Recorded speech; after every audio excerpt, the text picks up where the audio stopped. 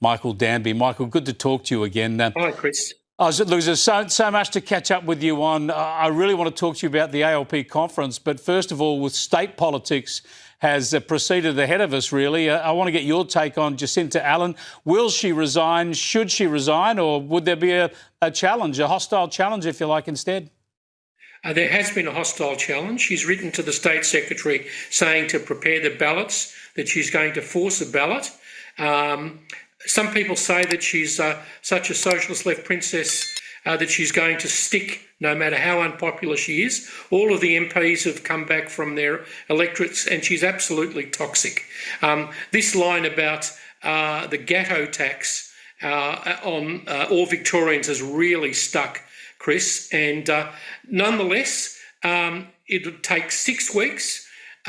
She'd have to have 13 MPs nominate her, but I suppose even Jeremy Corbyn was able to get half a dozen. So however unpopular she is, however badly the government is going, she's determined to stay.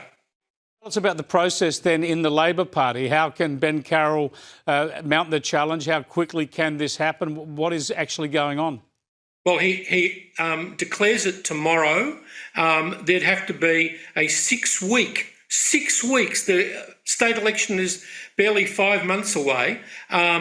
Internal Labor Party ballot, and there'd be a ballot, another 50% of state members. So it's very much like the Rudd-Gillard situation that you'd remember, Chris, yep, where people said to save the furniture, we had to get rid of Gillard and put Rudd back.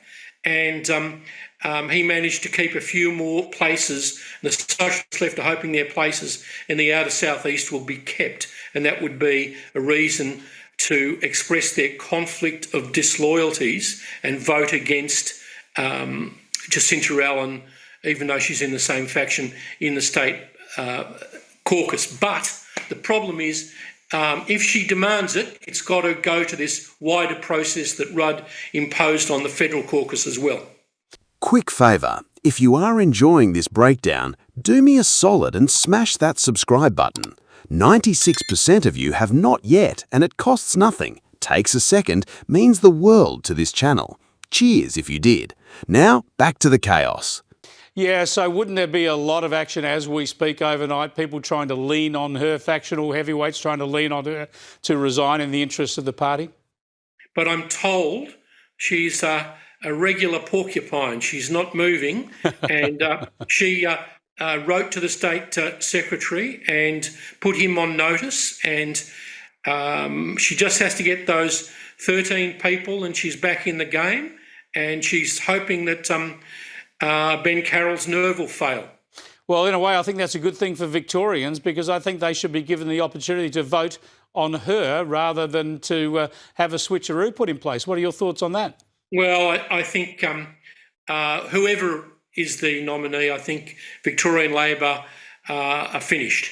The ghetto tax, the railway that leads from nowhere to nowhere, the machete fights in suburban shopping centres, the potholes. Some poor bloke in Geelong is in hospital and he can't get into emergency after having his bike fall into a pothole in Geelong. It's terrible down here and they deserve to be kicked out. But a worse thing could happen, Chris. If they lose sufficient seats, but the Greens are the difference, do you think Ben Carroll or Jacinta Allan wouldn't go into an alliance with the Green Party, even though they've promised not to? Yeah, that is the worry, and that's what the worry about the fracturing of the right of centre vote with One Nation and the coalition. If you get the vote splitting everywhere, somehow you could have a Labor-Greens coalition hold on. That would be disastrous. It's amazing to hear you talk this way as a Labor man because you must be shattered that it's come to this for a state Labor government. But even more importantly, of course, you were a federal frontbencher. And to see what's happened at the ALP National Conference as a member of the Australian Jewish community, you've been a critic for a long while on their Middle East policy. You would have read Mike Kelly's article today that I highlighted earlier. What's your assessment of what's come out of that conference and what the implications are for this country, not just for the Jewish community, but for the whole country? People who say the balance is right, that the vibe is good, that it was lovely to see a Palestinian and a Jewish fellow shake hands together. Well, all of that's very nice, but what that's saying is the actual policy of the government party doesn't matter. Albo promised, as he promised with capital gains tax, that he would not allow Hamas to be in a future Palestinian government, that they would have to disarm, and that the Palestinian Authority, to whom Australian taxpayers via Penny Wong's munificence gives millions of dollars, would no longer pay what salaries to Palestinian terrorists in jail. It's called a pay-for-slay scheme. All of those promises that he made when he voted last year at the UN on Palestine, abandoned. Now, they've got one good proposal to have with the Indonesians, a re-education scheme for poor Palestinian young people who've been fanaticised for decades by UNRWA. At the same time, we fund UNRWA, the Australian government, but a lot of European governments don't. So the situation is very poor. I think words actually matter. And I agree with Shana Gutnick, the daughter of the poor man murdered in Bondi, that you can't call for all of these conditions on Israel and then say there are no conditions that apply to Hamas or the PA. All right, buckle up, because Victorian Labor is currently doing its best impression of a dumpster fire in a wind tunnel. Jacinta Allan is facing a leadership spill that would make even Kevin Rudd wince, and that is saying something. We are talking 13 MPs needed to nominate a challenger, then a 6-week party process that drags rank-and-file members through the mud, just like the infamous Rudd-Gillard spill of the past.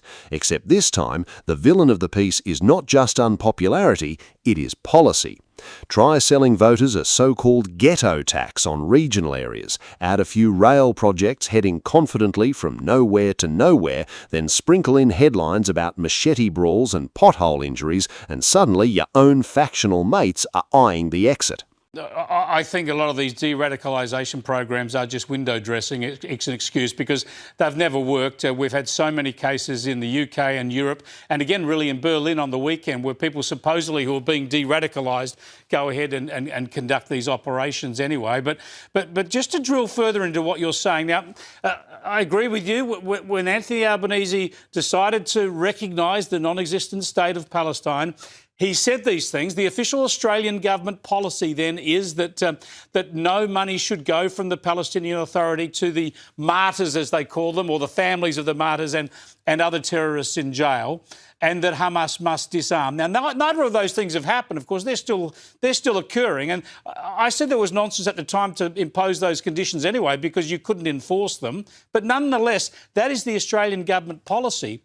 Yet the Australian Federal Labor Party conference couldn't even put into its own platform those policies that Labor's already signed up to. It couldn't even bring itself to say, disarm Hamas and stop paying terrorists with our taxpayers' money. I thought your black humour in your editorial was very good, Chris, when you said they say we should be grateful for things not being as bad as they might have been. Well, the other excuse that Penny Wong offers to everyone is, oh, don't worry, the government will ignore all of this policy. Then why pass it? Why make such an effort to do that? Why ignore what you've said previously? With this kind of ahistorical government, events in the Middle East don't really count. There is a ceasefire between Israel and Lebanon, maybe a peace treaty. There's officially still a ceasefire in Gaza, and at the moment, there's no war between Israel and Iran because the Iranians are so scared of sending missiles into Israel. So things are a bit better, but that's the real world, the context.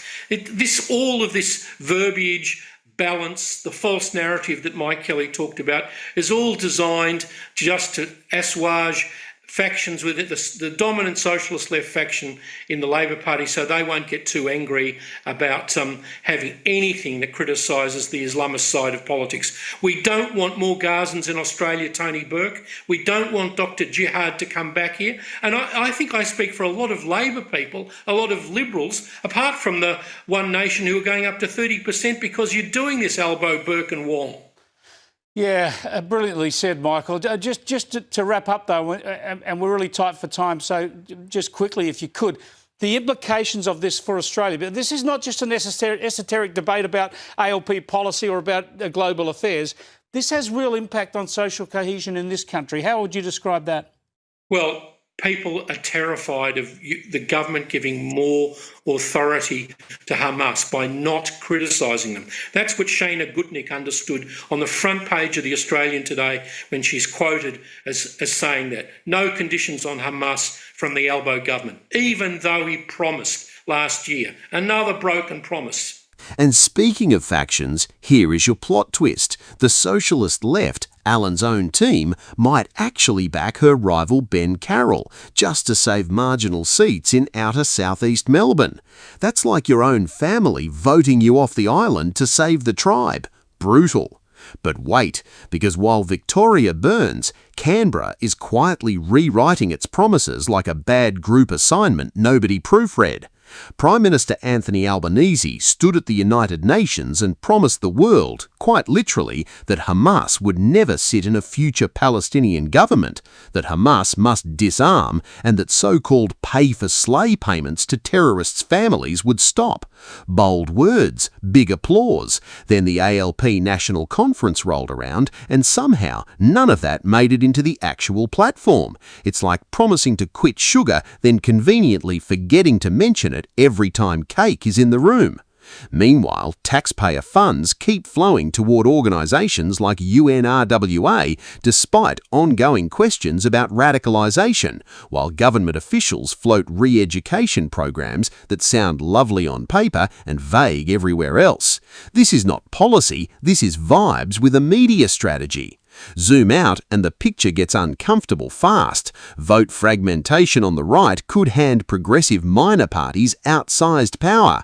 Broken promises erode trust, and communities who need consistent, principled governance, especially minority communities watching how seriously words like terrorism and human rights are actually taken, are left wondering if anyone is steering this ship at all.